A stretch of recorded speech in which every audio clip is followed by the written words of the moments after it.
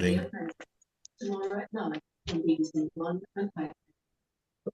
Hello, good evening, everyone. And welcome, everyone. Thank you for joining. I'm going to ask everyone if you can mute yourselves because we're getting quite a lot of feedback coming through tonight. I don't know if it's there we go. That seems to have resolved matters. Thank you very much and welcome, everyone. Thank you all for coming. And um, we're very grateful tonight for Bernie Taylor. He's a returning speaker who we've heard talk before very eloquently. He's an SHA member and archaeoastronomer, and Bernie's research explores how we found ourselves in the cosmos through the study of prehistoric art.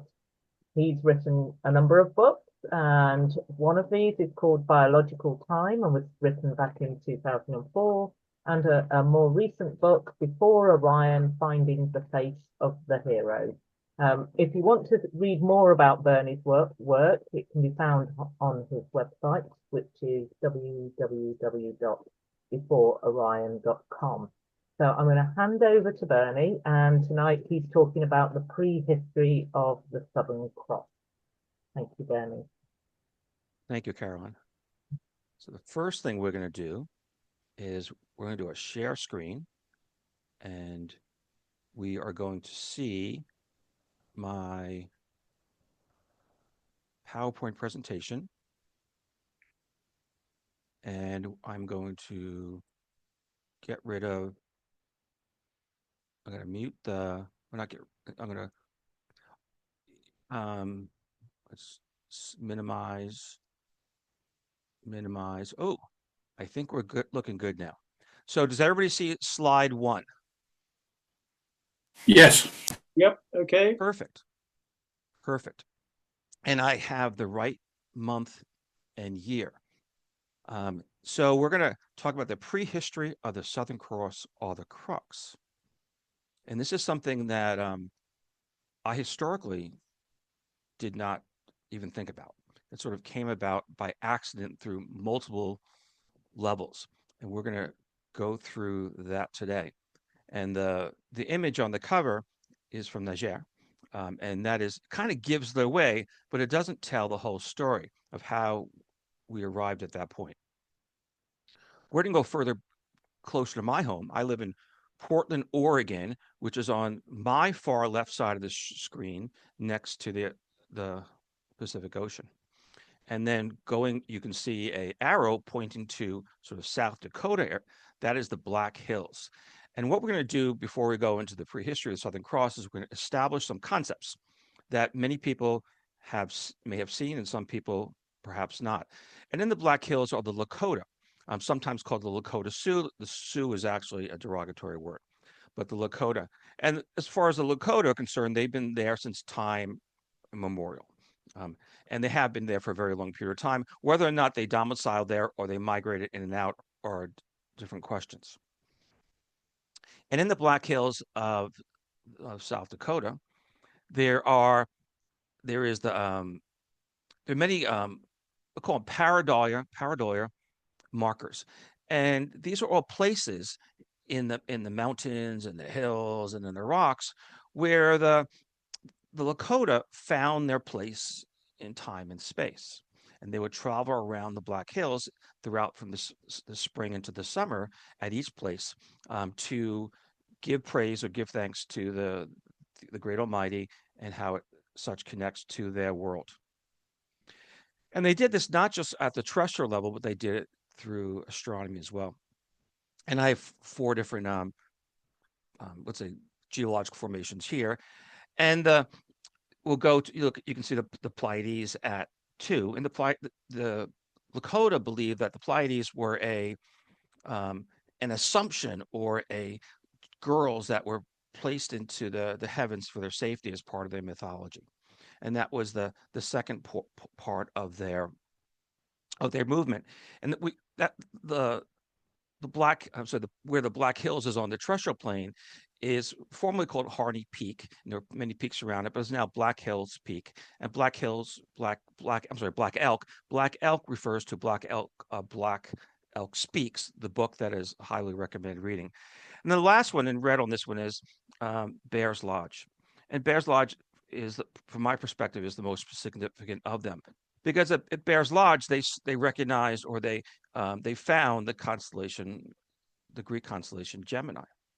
Um, and in their tradition, Lakota tradition, um, Devil's Tower on the terrestrial plane that was projected into the night sky as Gemini was formed by children who were being or running away from bears, and they reached a point that their spiritual guide, their savior, lifted the children up into the sky as for safety.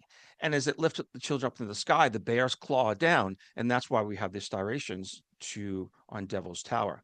Now, everybody has seen Devil's Tower before, whether you've been there in person or you've seen it in the movie Close Encounters, because it was a recreation in the mind of Richard Dreyfuss' character in the movie. But what we found in this concept is a relationship between pareidolia on the terrestrial plane that was then projected into the night sky, or refound in the night sky, with mythology to connect the two. And the Lakota have many of these traditions. And at the Gemini was the last, Devil's Tower, we call it today, was the last stop on the spring path, and where they celebrated the Sundance. And the Sundance, there were different characters or performers that were tied to the pole at different elevations. This knowledge is brought to us from Ronald Goodman, his book Lakota Star Knowledge, which I'm sure many people have seen. And he interviewed tribal elders, and most significantly was Black Elk. Black Elk was actually he drew data that was drawn from Black Elk, and Black Elk was at the Little Bighorn, the demise of General Custer, and he's about as close as you can get to Sitting Bull himself. But the person who actually wrote this stuff down was a Jesuit priest who lived among the Lakota, and he had their trust and their faith. He wrote their dictionary and many other works, and he left us with scraps of paper, many scraps of paper. And Ronald Goodman organized those scraps of paper into what we have today. Now, the Jesuit priest said to them, "This is not my tradition. This is not what I believe." But he said, "This is important. This is important astronomical knowledge that you should keep among yourselves, your people, and is communal knowledge, not just within close families." So now we're going to go deeper in time. We're going to take this concept of the pareidolia and the astronomy into the night sky, and we're going to revisit some of the material I did in my presentation of about 2 years ago, Animistic Constellations in Ancient Greece. But we're going to look at it from a new perspective. We'll look at it from this perspective as the Lakotas are integrating the night sky. And we're going to go back to the Monte El Castillo in Cantabria, Spain, a gallery of discs. And you can go here, by the way. This is a cave that you have to make reservations sometime in advance, but it's doable. And on the tour, they do go to the gallery discs. It's 10 meters across, massive surface. It's fascinating to see in person. And on the gallery disc, in the previous presentation, saw the teacher and the apprentice. We saw the fledgling eagle that sits on the shoulder of the teacher. We saw this masked cosmic man who holds up something in his right hand. His left hand is feathered. He's obviously a man. Um, we see the mask more closely of the cosmic man. We've seen this before. We're just going to go through it as it reflects. If you turn your head to the left, you can see that the mask of the cosmic man and the face of the teacher's head with the eagle on the shoulder is the same. And this is, we will find the source of this. There's also this speckled mare, who's apparently leaping, has its head turned to the right. The speckled mare is a Przewalski's horse. I'm not sure if I pronounced that correctly, but you now find them on the Siberian steppes, extinct in Europe. And that cosmic man sits on top of the cosmic rider, and it's questionable: is he riding it, or he's become sort of like a centaur? Has he integrated with the horse to gain its strengths? And there's a transformative character who has he puts on the face or the mask of an eagle, and he has a feathered left hand behind his head, behind his back, and he has something in his right hand as well. Um, and we can see that the feathered left hand behind the back is the same is the left arm of the cosmic man that holds the egg. Or and there's this mother Iberian lynx. You can see the and her kitten. The kitten is pushing up against the ruff on the bottom. And then there's a crab, a large crab, a monster crab, one could say. Well, we can find this crab and some of these other characters at the Rock of Gibraltar.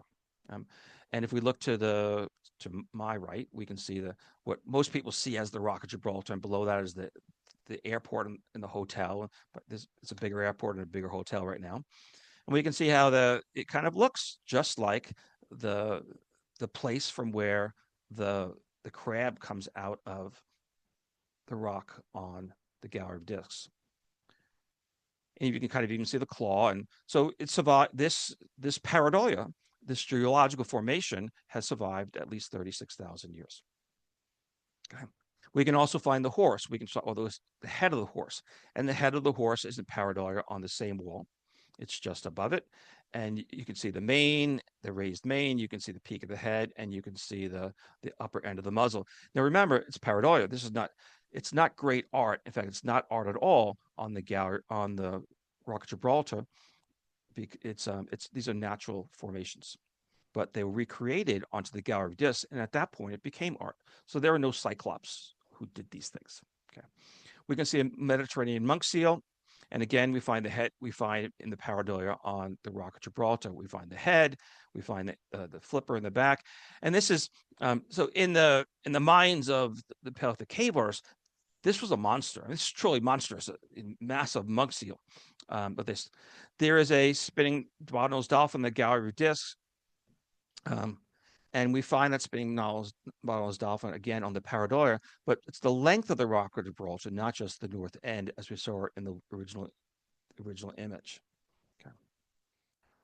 And how I created this image is this illustration as I contracted someone to do it.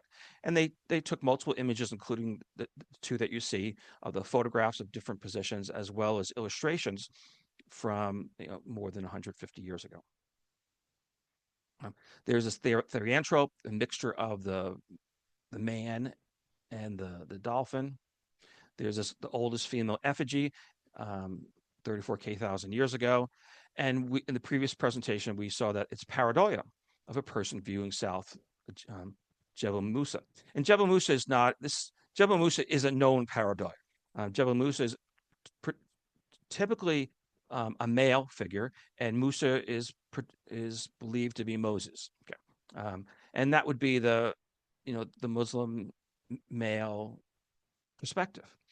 But it kind of looks more like a pregnant woman to me. I don't think that Moses was that fat. But this is pareidolia that we know that's in the documented record. Everybody who sails to the Strait of Gibraltar has seen this, at least if they sailed during light hours. And so did the cave artists in Spain. And of course, the two sides of the Strait of Gibraltar are the so-called pillars of Hercules or Heracles. Okay. And there's also a humpback whale. It's breaching on the panel. And if you look to the belly of the whale, you can see or the ventral pleats of the whale. You can see that juvenile hero or hero to be, the apprentice. And we can find the same on this panel. And on this illustration, what's most interesting is the fluke. And the fluke was I had an arrow pointed in the previous slide back there with the actual photograph, but the fluke comes out from behind the whale. And 34,000 years ago, the Mediterranean was about 30 meters lower. So what we see on the Rock of Gibraltar that was projected onto the Gallery of Discs was raised, or if it was, or the water was shallow. So this was looking up at the sky, and you would have been seeing both the night and these animals. And the ventral preats is kind of interesting how they came about that. And the whale is heading north, and the dolphin is heading south. And so this is a round trip destination for the hero. So the hero has traveled into Africa, has crossed the Strait of Gibraltar because we can see Jebel Musa. Okay? And there's more pareidolia that the artist captured, the Upper Paleolithic artist has captured. And we can on the Rock of Gibraltar, we can see the pareidolia. This is not the creation of human of this face that looks like just like the apprentice. We see the short stubby nose. We can see above its on its forehead that the clefts there. We can see the chin and so forth. It's um it's there. It's part of the pareidolia that was refound or projected onto the gallery of discs and in mythology. And we had that image of the teacher with either the juvenile eagle staying on its shoulder, or the teacher, or the masked man with the eagle beak coming up the right side of his face. We find that in pareidolia as well. And if you can see the beak at top, I'm going to tell you, this isn't great art. It's pareidolia. That's what it is. But why or how these two came together was they were overlapping characters that they found in the pareidolia that then became this incredible art, one could say. Right? And we could put these all together on the lower end of let's say on the lower end of the Iberian Peninsula, that is the Rock of Gibraltar, and we can see how they all overlap, and they're all there. The Rock of Gibraltar tells a story. It tells a story from prehistory that the ancients picked up. Whether they knew about these pareidolia figures at these locations is unclear, but they picked up the story. And this is all a map as well. We covered this in the last presentation. It's a map. It's a map goes from north to south and south to north, and we can see the animals as they are located or geographically located to make this a map. And the southern end, as this on this particular slide, is the woman, Jebel Musa, and the northern end would be the golden eagle, or the juvenile, the golden eagle. We saw all these characters, but there are many more, as we did in the previous presentation.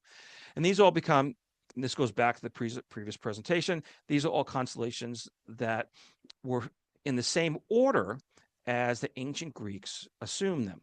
Now, some of the characters have been changed. For example, the ancient Greeks had received Pisces from people before them, perhaps Mesopotamia, as fish. And so when they received the dolphin and the whale, the spot was already taken, and so the whale became Cetus, and the dolphin became Delphinus. That's my read on it, anyway. Um, so we have this connection between the earth and the sky, the terrestrial plane, and the great beyond. This is not just among the Lakota. You can find this all around the world. What is unique about the Lakota and the Gallery of Dis, as we've thus far seen it, is that it's all in one spot, that we have the art. It's been put together, it's been assimilated, that we can form a narrative. And thanks for the Lakota, thanks to the Jesuit priest who took notes on pieces of paper from luminaries among the Lakota, and thanks to the Gallery of Dis artists who left it to us on this 10-meter panel. Okay. So we're going to go back, and we're going to go further into this panel and look at some more constellations and where they derive from. And there is this dog. It's a dog. It's a Spitzish dog. You can tell by how it flips its tail on its back. And Spitz is one of the earliest genetically known dogs. And you're talking more than 30,000 years ago. We have this Barbary ape, which you find in Gibraltar, but historically were not in Gibraltar. They were taken over by sailors. And then you have the giraffe. And we saw the first slide was a giraffe, and everybody's remembering this one, I'm sure. Like, this is something to do with the giraffe, and the giraffe on the Gallery of Dis. And when I worked on this back in about 2014, I had help. I am not an expert in African wildlife, and I had met somebody in my mid-20s. I'm 60 now, so that was a long, long time ago. And this person is in fact a African wildlife expert. His name is George Schaller, and George Schaller is considered the world's foremost wildlife biologist for many species, including those in Africa. And George was the mentor of Jane Goodall, so sort of puts the whole thing into perspective. And when I met George, I was living in China, and he was at a meeting that I really had no business being in. I was invited by a friend, and he didn't remember me, but of course I remembered him. And what George said was that it's a Maasai giraffe. Okay, and he knew where Maasai giraffes were, and so it raised a question: had Maasai giraffes from South Africa, Southern Africa, migrated to Northern Africa? And because there are giraffes today in Nigeria, and there have historically, a few thousands of years, been giraffes in Morocco and Algeria and these places. So it was, so we left it there. Said, okay, maybe they had traveled north. And George said that it was the muzzle, the shape of the muzzle, that he distinguished at the Maasai giraffe. And George was also an artist because he illustrated all his books, and so he had a sense of art which I don't have. Um, I'm good at copying, tracing, and finding the animals in the art. And there was another set of animals or group of animals that he identified was they're elephants. And they're African elephants because they have flat heads, whereas in Europe at the time, there were elephants, they were straight tusk elephants that had a hump on their head, very similar to Asian elephants today. And there are also woolly mammoths in Europe, but they again have a hump on their head. And if you turn your head sideways, you'll find that these two elephants are actually the same elephant in sort of an animated scene. Kind of cool stuff, similar to the juvenile eagle on the shoulder of the teacher, okay, which suggests they could be coming from some sort of the same concept, pareidoia. And there's also the swimmer character who's bobbing his head up and down. And that swimmer character actually swims over another perspective of a top down or a view down perspective of the elephant in the water.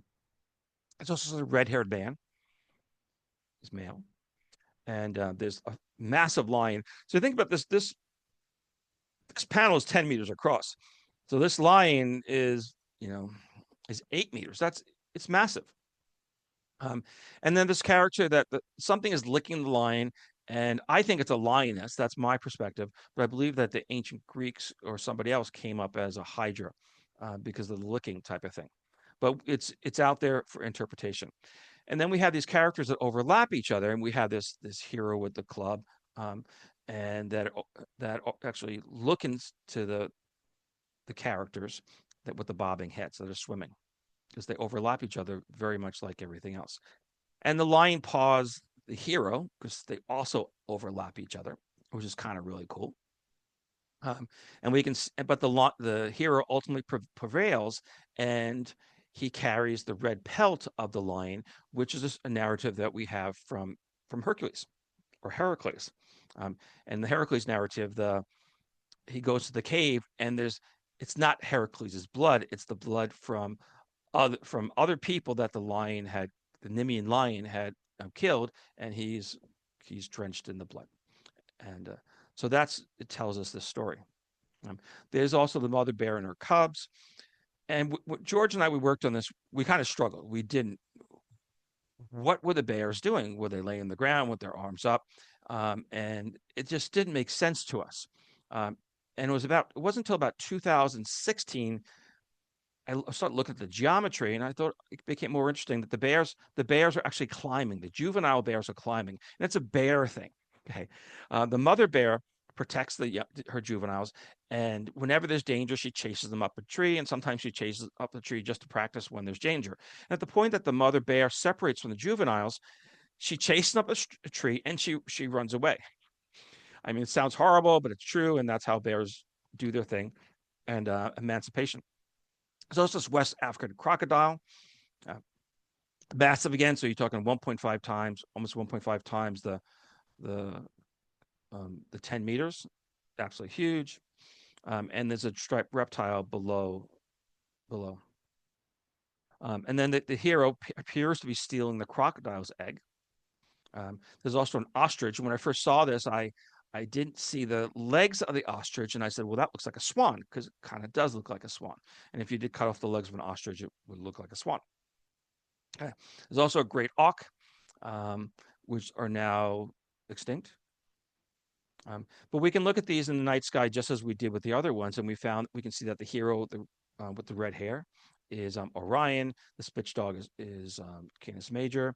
The elephant is Aruger and Taurus together. The swimmer is Perseus. The bears are Ursa Major, of course. The crocodile is Draco. ostriches cygnus, Leo's lion, and the Barbary ape. The two eyes are the stars Castor and Pollux. We did this last time. So where does this all come from? Well, if we follow the storyline, we're following Hercules mythology. And we're going to go now, we're traveled now across the Strait of Gibraltar officially for the rest of this program. And we've gone to Jebel Tobakal, that is the highest mountain in the High Atlas Mountains in Morocco. That is Mount Atlas. It's the mountain. It's the mountain that Hercules climbs. And we can see the pareidolia. We can see pareidolia. I'm not going to tell you it's great pareidolia, but we can see the pareidolia of the crocodile at the top. We can see the bears, and we can see the easiest one to see is the head and the trunk of the elephant. And today, when one climbs Jebel Tobakal, one of the routes is over the trunk, along the trunk, over the head, and up the raised ear of the elephant. So this is the thing that people do today that is known. And I was planning an ascent of Jebel Tobakal 2 years ago, and then the earthquake hit, and it kind of mucked things up, and we went scuba diving in the Caribbean instead. Another adventure, but it was I would like to do this. It's not that high a mountain. It's just a matter of going there when there's not too much snow and it's not too hot. But this is it's a real place, lots of mythology. And the most interesting pareidolia, besides the elephant on this one, is this unusual character that George and I kind of looked at in the pareidolia. You can see its legs in the mountain, and its raised ears, and it's kind of it's a hump rear. And we looked at this and we decided together that there's nothing in the real world that resembles this animal. And so therefore it's something that became mythical to the people in that region. But it is pareidolia, and you can see the eye and the jagged teeth in both. Fascinating. Okay, so how far is it from the Gallery of Disc to um, Jebel Tobakal? Well, it's about 30 days if you're fit and young, and you can do it. Probably you can swim across the Strait of Gibraltar in about 3 or 4 hours if you are a moderately good swimmer. If you swim, the current goes in two different directions, so you need to catch it in the right direction. Otherwise, you either end up in the Mediterranean, or to catch them in both directions correctly, you can either end up in the Mediterranean or you're going to end up in the Atlantic Ocean. But people race back and forth. There's people race back and forth 3 or 4 times. It's a real thing. It's on the internet. Okay. And of course, Atlas holds up the sky, the Farnese Atlas. And I'm planning on visiting this. It's in Naples now, formerly at the Farnese Villa, just north of Rome. And the Atlas holding up the sky is from Hercules mythology, Mount Atlas at Jebel Tobakal. And in Hercules mythology, it talks about Mauritania. And Mauritania, in his time, or the ancient Greek time, there was no Morocco. Mauritania was that whole region. But there's the mythology of all this stuff. And this mythology is explained through Perseus with the head of Medusa. Remember, Medusa, I believe Medusa is Bellerophon Perseus holds up the head of Medusa, turns everything to stone. And so this is a very much an indigenous way of explaining how things came to be. So it's very atomistic. It's not Greek. It's certainly not Roman. But it's a very early Greek or their predecessors' way of explaining how this pareidolia came to be, in the same way that the Lakota have their narrative of the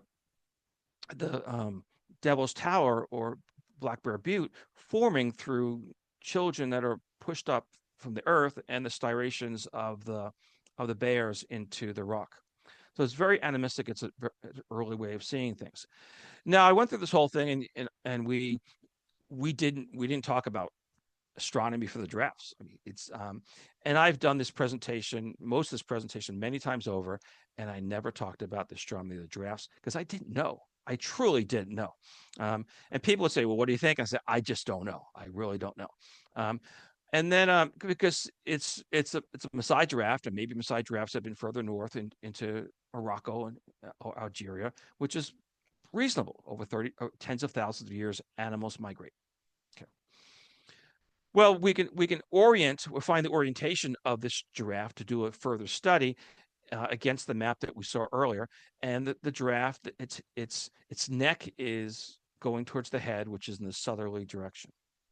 So it gives us the cue that the whatever the origin story of this giraffe, if it corresponds to anything or everything else that we've identified in this panel, you have to be looking south at it to see the perspective.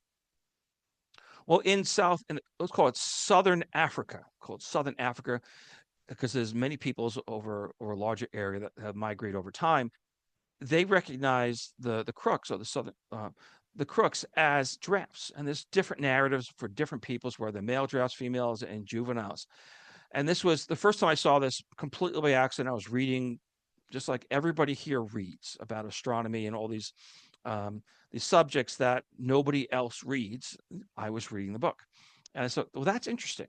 And but I still didn't like connect this with the gallery of discs. And this narrative was reinforced by stamps from the government, and I am the first one to admit that I've got a really blurry picture. I copied it off the internet. If anybody out there in astronomy world has a better image, I would love to receive it. I have no way of getting it. Now somebody has just turned gone off mute, and there's background noise. Peter, is it you, Peter? Oh, there we go. It's so anyway, if someone has this stamp, I would love to get a sharper image of it. I don't need the actual stamp, but on the stamp, South African government has drawn on indigenous sources and said this is important, and they have other animals in their stamps as well, very much in the same way as the Jesuit priest who lived among the Lakota. Okay. Now, in researching this part of it, I went to Ian Ridpath's book. Okay. Fabulous. And I obviously that the giraffe constellation has absolutely nothing to do, apparently has nothing to do with the crux constellation in the southern part of Africa. They're completely different narratives. They're different places in the night sky. It's just not the same constellation. And thank you, Ian, for that, for answering that question. But there are other giraffes, and there's many giraffes in rock art in Africa. In fact, up and down Africa. The oldest one of them is believed to be in Niger. And in Niger, this is called the Dabos giraffes. And if you look, if from the position that everybody right now is looking at the screen, you are looking south. And you can see the scale of the giraffes to these two gentlemen. It's huge. It's huge. There's a lot of other giraffes. I don't have the data on them because nobody goes around checking the orientations of giraffes. I just happened to find the photographer. He knew which direction it was. So we have the oldest. I'm not going to call this dated because it's not really dated, but the oldest giraffes by archaeologists, as represented in rock art, is 6 to 8,000 years ago, and that's in Niger. And as a side note, I assume these guys are Tuareg. I have a Tuareg friend, which is highly unusual in the United States. And my Tuareg friend grew up in a caravan, and he killed a giraffe, and they ate the meat, and he said it was quite good, and apparently it didn't taste like chicken, but he did. And then something else happening about a year and a half ago is in South Africa. In South Africa, the Rising Star Cave came on the scene as having rock art, and it was completely by accident. And on one of the panels, we can see this engraved in the panels. We can see this two giraffes, a juvenile, and we can see the mother. Now, this is all the this prior to the engravings. This was a rough surface, but it didn't have lines like this. It did not exist. And it was quite interesting. You have the giraffe and two giraffes, and I can't tell any orientation from this. But what I can do is first thing I did was, well, heck, are there any representations of giraffes outside of the cave? And Sentinel Peak looks like a giraffe. It looks like we don't see the juvenile. The pareidolia of a giraffe appears to be at Sentinel Peak in South Africa, and it's probably 2 weeks walk between the two places. So we have this, and I looked at many places. I didn't see any other giraffes. I mean, I really scoured the geology in the southern part of Africa, but this one is, I mean, it looks pretty good. And so again, you would be looking south at this. And my bet is that the origin story of the indigenous people's tradition is partly this pareidolia, as well as the mythology in the night sky, and perhaps even tens of thousands of years ago, because this panel is undated. And this Sentinel Peak is very close, is actually on the path to Gala Falls, which I probably didn't pronounce correctly, which is the second highest waterfall on Earth. If you're in South Africa, they'll tell you it's the highest waterfall on Earth. And to the people who lived in this world, in this part of the world, it was, a sight to be seen.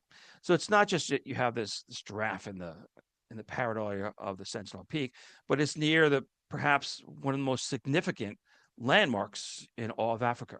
So it has deep spiritual meaning. Also on this panel, it overlays with the giraffe is a sitting or climbing bear. And there, for the last 5 million years, there have not been any bears in South Africa. So the artist, assuming that is a bear, the artist must have been to at least North Africa in the region of Morocco, the Atlas Mountains, where there are bears that had swum across the Strait of Gibraltar. This art, nobody saw a bear in South Africa. The artist had to migrate between the two. And there's actually another panel. On the other panel, we can see an upright or standing bear, and we can see the profile of a bear, which is actually quite good. Once you see it, you're like, oh wow, that's good. And on the other panel, there's a third panel that has not been released. Okay. And this is a very distorted story in archaeology or paleoanthropology, that the story was released in, let's say, June or July of 2023 in some pre-peer-reviewed papers from a very high-profile paleoanthropology team. The rest of the world paleoanthropology said this is completely bunk, because the authors of this said that Homo naledi from 300,000 years ago had made these engravings, and that the engravings must have been Homo naledi because they were near to the assumed graves of Homo naledi, which no one actually disputes. And the narrative of the story was on Netflix, and on this show,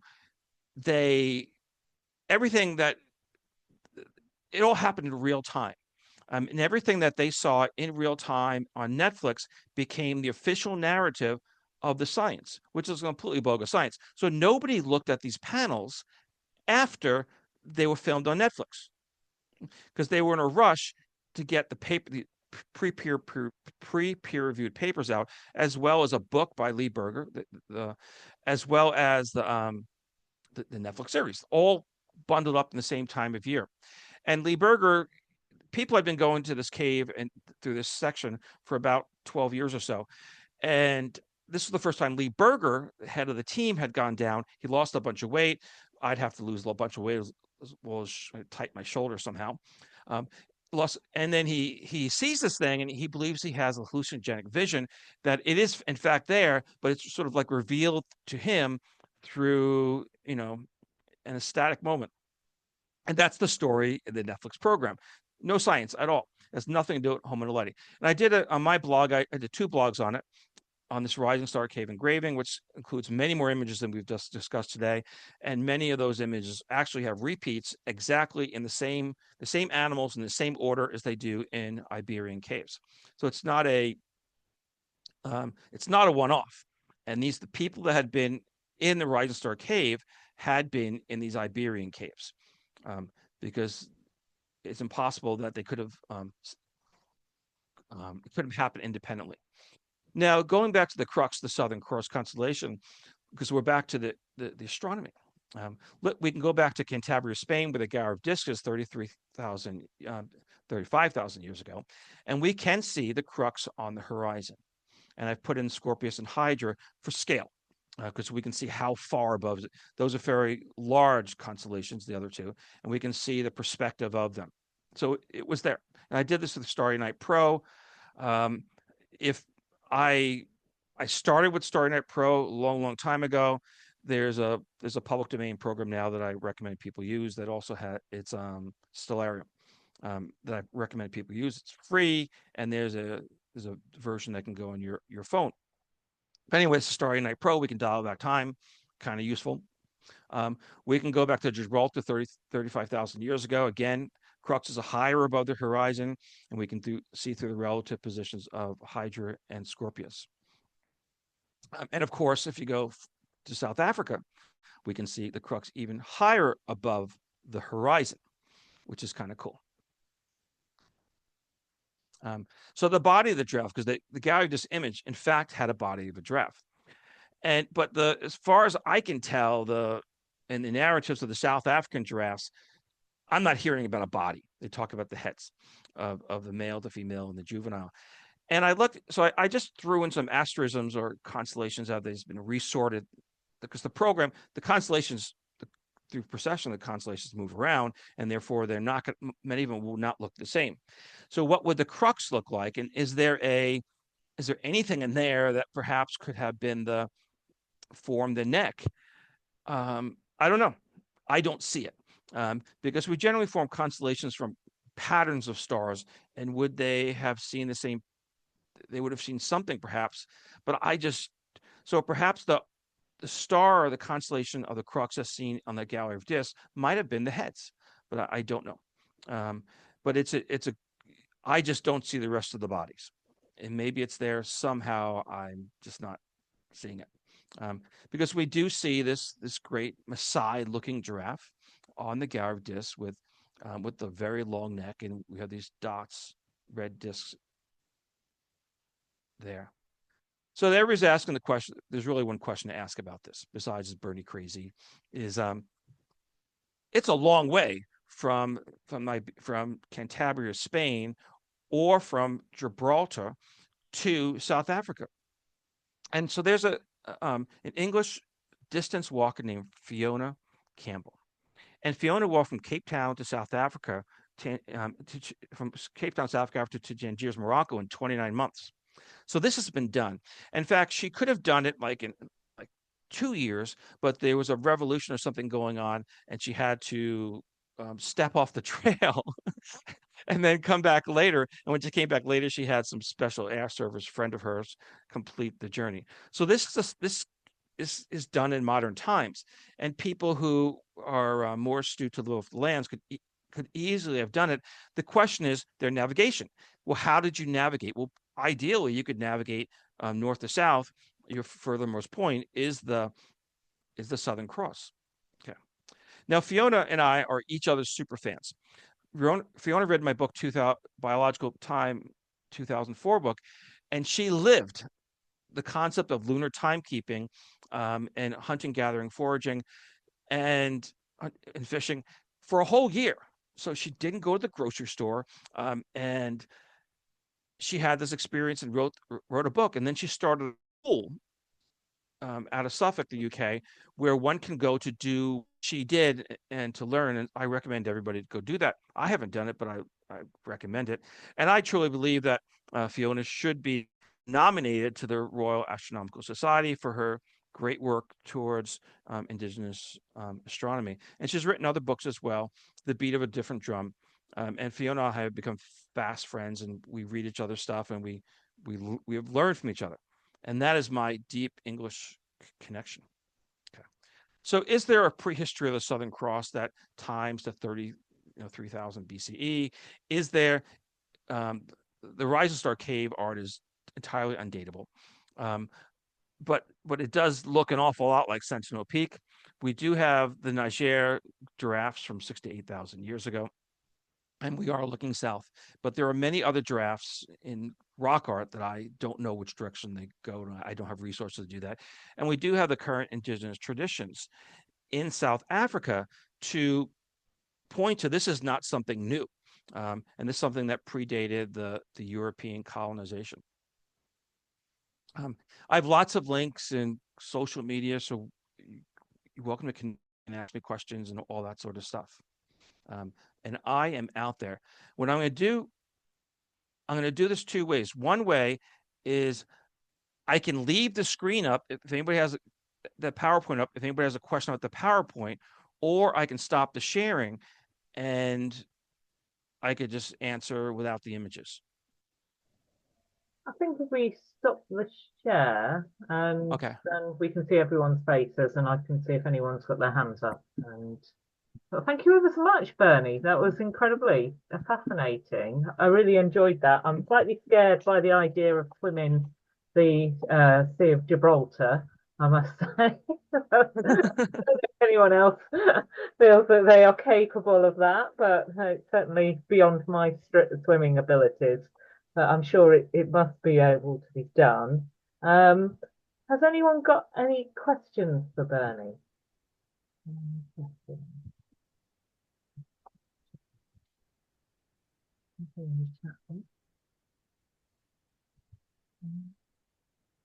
I was quite curious about the giraffe because we obviously have a much later constellation, which is a giraffe as well, which I believe that was a much later addition to the sky. Um, why do you think a giraffe has been chosen twice? I think that's an Ian question. So this program is about the first one.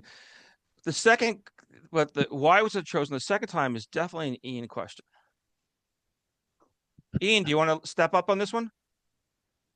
Ian's still here. I think Ian might have dropped off. Oh, yeah. Okay. Yeah, So, he was lost out on the Ian answering that one. so it was a Dutch astronomer. I think it was 1470 or something like that. I don't remember the exact date, but they're unrelated to each other. Yeah, yeah. It They're is. obviously very striking animals, aren't they? So I suppose if you see a giraffe, it's one of those animals that we all learn in a picture book as a child. And yeah, but it's curious that an animal would be chosen twice by two very separate, um, separated by millennia, really, when you think about it. So, uh, I asked the same question. I went to the source, and there's I don't see it. Michael has a question. Yeah, very interesting. It's I think the Camelopardalis, of course, is very northern constellation, isn't it? And so quite why you'd want to put a giraffe up by the North Pole seems very odd. Crux seems a lot more sensible. You're saying that the crux is the face of the giraffe rather than the whole giraffe. Did I follow that right? Absolutely. Well, in the traditions of people in South Africa, it is the heads of the male, female, and juvenile giraffes. And in the gallery of discs, it's I went back and forth. I don't see how it could be anything below the head, but I can see how it is the head. It is, you're looking south on the horizon, and you would see it rise as you're traveling to the south. Like a giraffe cooking its head above the trees or something like that. Exactly. So it's it's terrestrial navigation. Yeah. Yes, I can see that. Incidentally, I have climbed Mount Toubkal many years ago. It is. Oh, did you? Yeah, it is. It is. That I remember. It's quite a long hike. It's not. I mean, it's about 13,000 feet. So you're not probably no chance of altitude sickness or like that. But it's a long haul to get to the top. A day's walk. Absolutely. And what's interesting, when people ascend Jebel Tobakal, they don't see this view. This view has to be seen from the second highest mountain, which is next door. So it's truly a narrative story of you're climbing up the giraffe to get to the top, aren't you? Essentially. Yeah, it's really cool. Did you take the route up the head of the elephant? It was 30 years ago, so I can't remember. Okay, got it. I was better shape then. I probably couldn't do it today. Did your guide or anybody connect the story of Hercules and No, Atlas no, and that no. stuff? I mean, it was nothing astronomical. It was just a walking holiday in the Atlas Mountains. And I remember there was the guy that attempted to sort of connect us to the local culture. We had, the locals would play the drums and we'd eat traditional food and that sort of thing. But there's no attempt that I can remember to connect to anything astronomical, which is a pity. But perhaps if we did it again these days, there'd be more awareness of these sorts of this sort of mythology. Absolutely. And the Phoenicians, the ancient Phoenician tradition was that a Phoenician traveled to Mount Atlas and he studied astronomy, effectively invented astronomy, which is kind of this narrative. And then he becomes part of the mountain, and his name is Orion. And that comes from Sanchionato, which is a sort of it could be 1,000 years before Herodotus. So this is a long time before the narratives we have of the ancient Greeks. And we have the Sanchionato work through other authors in the ancient world who transmitted it down.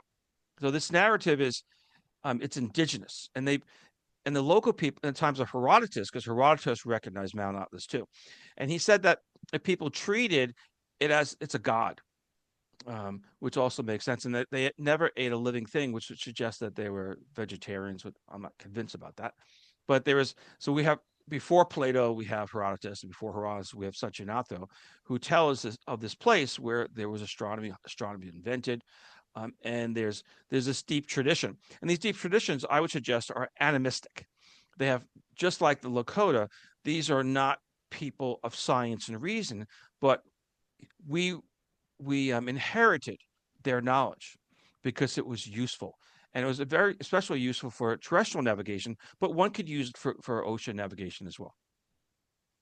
The Southern Cross, the crux, is in the southern hemisphere, is a dominant navigational constellation.